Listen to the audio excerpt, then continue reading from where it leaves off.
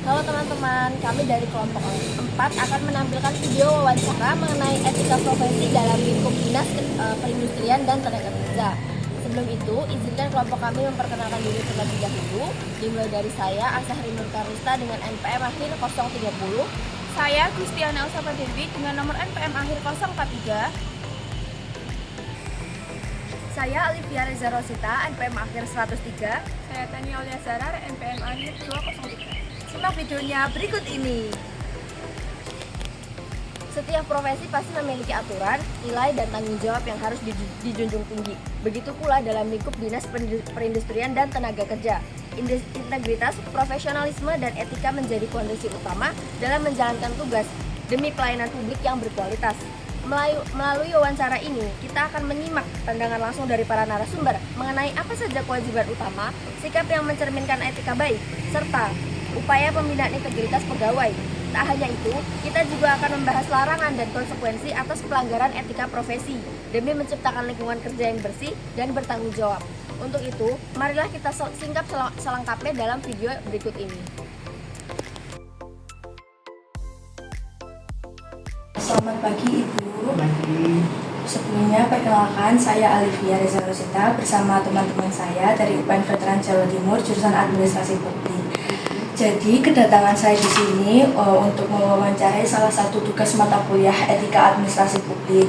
Mungkin sebelum mulai pertanyaan berikutnya, mungkin Ibu bisa memperkenalkan diri terlebih dahulu ya Ibu.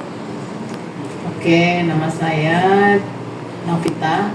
Kalau nama panjangnya nggak usah ya. Wahyu Novita Handayani. Saya di sini sebagai Ketua Tim Kerja Umum dan Kepegawaian. Siap, untuk pertanyaan berikutnya mungkin kita langsung mulai pertanyaan pertama nih Bu. Apa saja kewajiban utama pegawai di Dinas Perindustrian dan Tenaga Kerja itu? Oh, tugasnya banyak. Karena di sini tuh ada 3 bidang, 1 sekretariat. Bidangnya itu satu bidang hubungan industrian dan kerja dan jam sostek. Itu tugasnya adalah untuk menangani perselisihan, kemudian mengawasi perusahaan-perusahaan terkait peraturan, kemudian peraturan perusahaan yang harus sesuai dengan undang-undang, kemudian menyelesaikan perselisihan antara pegawai dan perusahaan, kemudian juga mengurus jam sostek untuk pekerja di swasta. Kemudian ada bidang satu lagi bidang pelatihan dan penempatan tenaga kerja. Tugasnya adalah memberikan pelatihan kepada warga, dan diutamakan di sini adalah warga yang berpenghasilan rendah atau gamis, keluarga miskin. Kemudian menempatkan menempatkan warga yang sudah mengikuti pelatihan untuk bekerja dan sebelumnya sudah diberikan juga magang dan disertifikasikan. Jadi itu tugasnya yang pelatihan dan penempatan tenaga kerja. Kemudian yang satu lagi adalah bidang industri, menangani tentang pembinaan dan pengawasan industri yang ada di Kota Surabaya. Dan yang sekretariat tugasnya adalah sebagai supporting ya, mendukung semua kegiatan di Dinas Perindustrian dan Tenaga Kerja tentang kepegawaian, tentang sarana prasarana, tentang gaji dan lain sebagainya. Oke, baik, mungkin dari rangkaian tugasnya mungkin di Dinas Perindustrian dan Tenaga Kerja ini berarti di ruang lingkup mengurus pekerjaan dan perindustrian masyarakat Surabaya ya Bu ya. Oke, baik, untuk pertanyaan berikutnya. Jadi lebih tepatnya kita itu adalah tugasnya menurunkan tingkat pengangguran. Bukan ya. Terus habis itu ada tugas lagi dari Pak Wali Kota adalah mensejahterakan warga tentunya, karena di sini banyak warga yang berpenghasilan rendah. Nah, itu yang harus dicarikan pekerjaan, bisa pekerjaan yang formal maupun informal. Yang formal yaitu setelah diberikan pelatihan, mereka ditempatkan di perusahaan-perusahaan untuk bekerja secara formal. Ada juga pelatihan untuk berwirausaha atau berwira swasta. Jadi pelatihan ini macam-macam, ada cuci motor, cuci mobil, cuci AC, kemudian makanan ya, membuat masakan, Semacam catering seperti itu. ya seperti itu. Kemudian kita juga membantu fasilitas kayak rombongnya, kemudian alat-alatnya, misalkan pelatihan cuci AC ya kita sediakan alatnya, cuci motor ya kita sediakan alatnya. Jadi, Oke, baik. Untuk pertanyaan berikutnya, menurut Ibu, sikap apa saja nih yang menunjukkan etika baik dalam menjalankan tugas di lingkup Disnaker ini? kalau masalah etika itu semua sudah diatur ya. Kita kan bekerja berdasarkan aturan. Ada peraturan pemerintah, ada perwali, semuanya itu kita mengacunya pada peraturan pemerintah iya, undang-undang iya, perwali iya. Jadi yang namanya etika kita juga sebagai ASN, tapi di sini kan pegawai ada ASN, ada non ASN. Kalau ASN kita kan ada namanya ASN berakhlak itu kan. Nah itu sudah ada ya, kita sesuai rule-nya itu aja. Yang namanya etika kita bagaimana ya sesuai aturan yang ada. Oke, baik. Berarti untuk etika di tempat dinas perindustrian dan pekerjaan ini, Ibu dan mungkin rekan-rekan Ibu mengikuti alur dari aturan yang ada saja, Ibu. Iya, semuanya harus karena sudah ditentukan, sudah diatur di situ.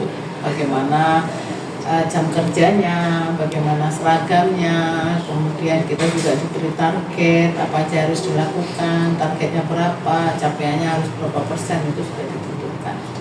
Oke, baik Ibu. Untuk pertanyaan selanjutnya, bagaimana di Dinas Perindustrian dan Tenaga Kerja ini untuk mengedukasi pegawai mengenai pentingnya menjaga integritas serta profesionalismenya, Ibu? Kalau masalah integritas dan profesionalisme kita mengacunya lagi kepada aturan. Jadi kalau misalkan dia melanggar ya kita beri sanksi. Kalau misalkan dia bekerjanya bagus ya kita berikan reward kan begitu. Jadi kalau masalah edukasinya ya kita setiap hari Senin itu kita selalu ada namanya apel pagi setiap Senin ya, dikumpulkan. Nanti ada pengarahan dari Pak Kadis, Kepala Dinas, ada pengarahan dari Sekretaris, dari Kepala Bidang, dan mungkin juga dari Ketua Tim Kerja.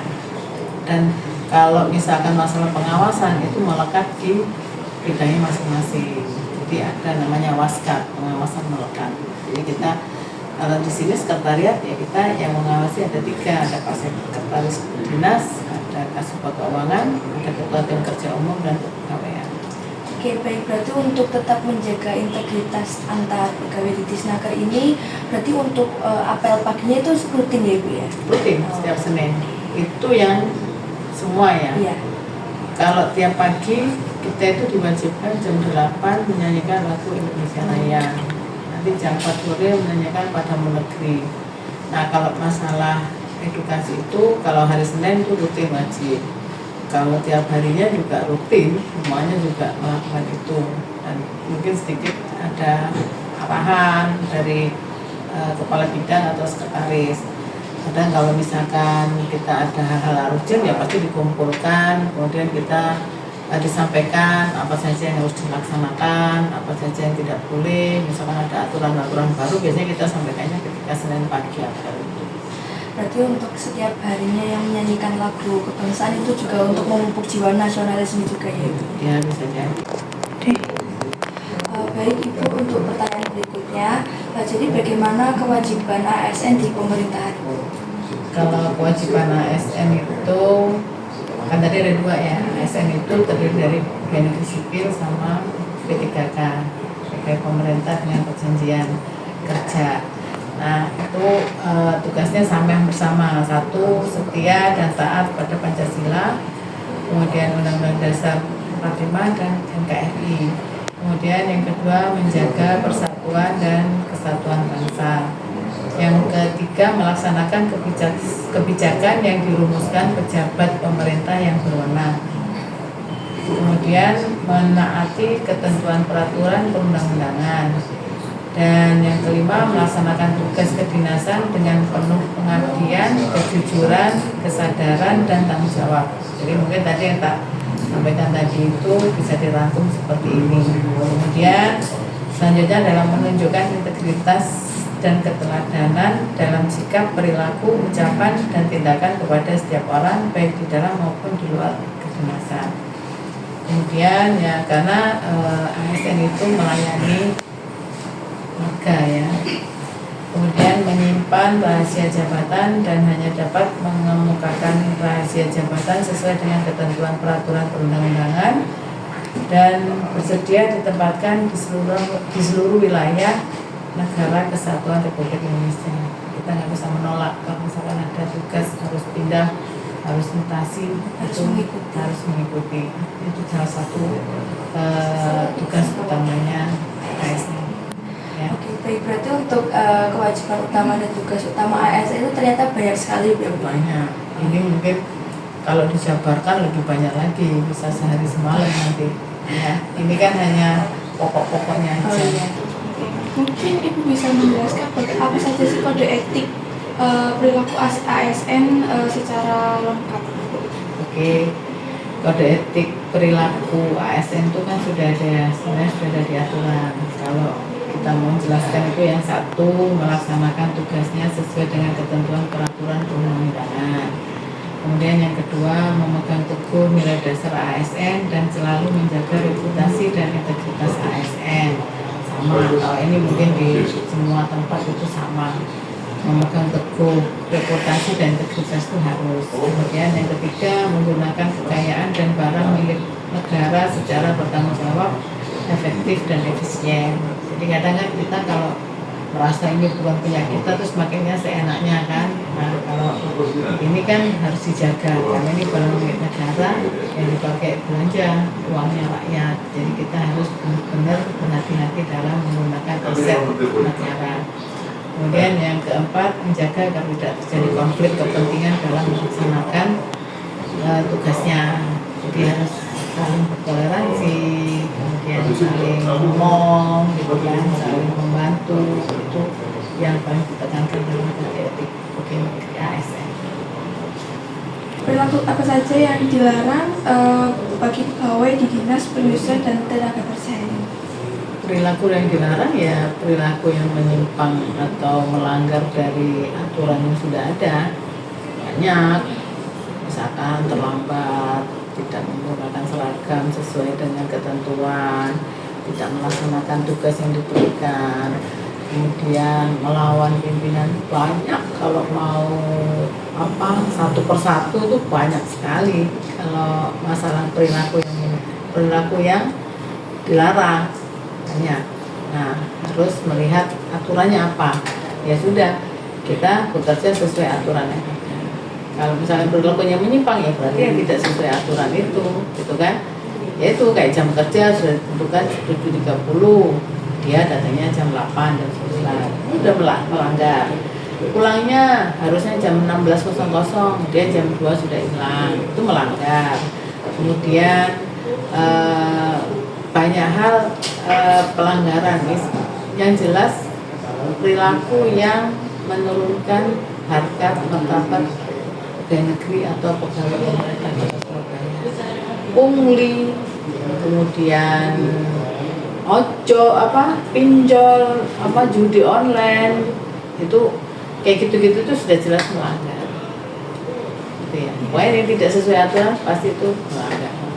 Ya, kemudian bagaimana sih menindaklanjuti pegawai yang melakukan pelanggaran etika profesi yang seperti itu tadi? Di aturan sudah dijelaskan kalau melanggar ini sanksinya apa, kalau misalkan ini sanksinya apa, pelanggaran ini sudah ada semua diatur di peraturan pemerintah itu. Jadi undang-undang ada peraturan pemerintah, di Perwali juga ada. Jadi semuanya sudah diatur di aturan atau regulasi yang ada di pemerintah pusat maupun pemerintah daerah. Sudah ada aturannya itu. Jadi nggak bisa satu persatu. Kalau ini dijelaskan di sini nanti akan menjadi panjang lebar dan tidak selesai sehari. Jadi kalau sanksi sudah semuanya diatur di aturan atau regulasi yang ada di pemerintah pusat maupun pemerintah kota atau di pemerintah daerah.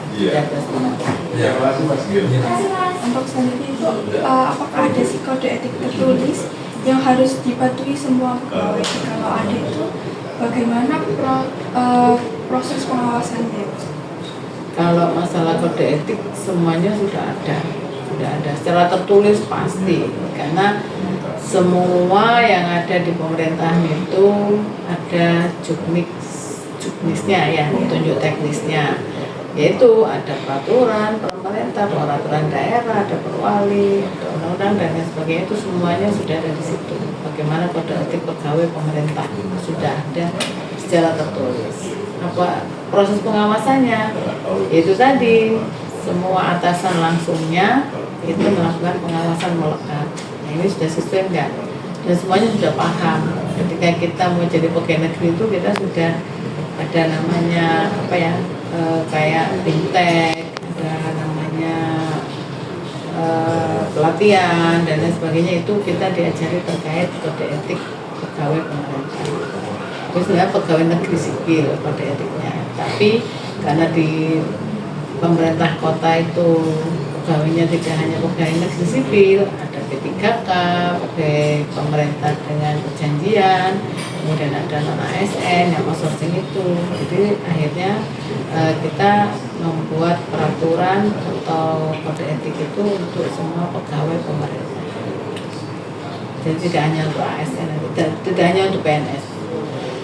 Dan di Pemkot itu ada di pemerintahan itu ada namanya ASN. ASN itu terdiri dari PNS dan P3K. Itu namanya ASN, aparatur sipil negara. ASN itu belum tentu pegawai negeri. Tapi kalau pegawai negeri sipil pasti ASN.